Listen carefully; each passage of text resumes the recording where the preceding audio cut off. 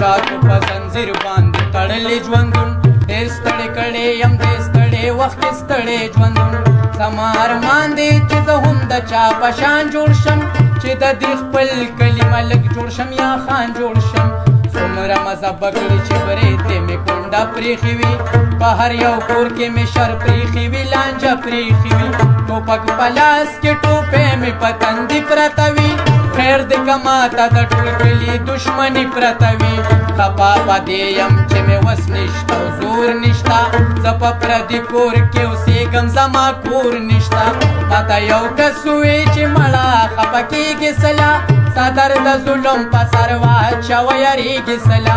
ساده سړیا خلک ځان دپاره څه نه کوي دلته خو هغه سړی ښه دی چې څوک ښه نه کوي بس لږ د ظلم نظریې سره منښته وکړه دین او ایمان پرېږده د ښو خلکو نن غښته وکړه دومره څه وکړه چې ایمان دې په سینه کې خور شي چې دې ته ظلم اواز ټوله ښاریه کې خور شي د خپل عزت دپاره ویشتې کوه ستړې کوه په دوه څلور لکه روپۍ خلکو له مړې کوه دا چا ټوپک واخله په کلي کې سړی وله یا د چا پلار وله او یا د چا زوی وله په لاس کې توره د یزید او د شداد ونیسه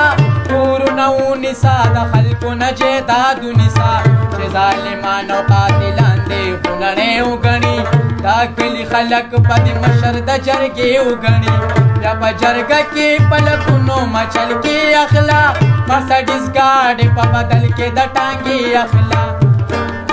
هسې خدا خلق خدای نه مني رسوله نه مني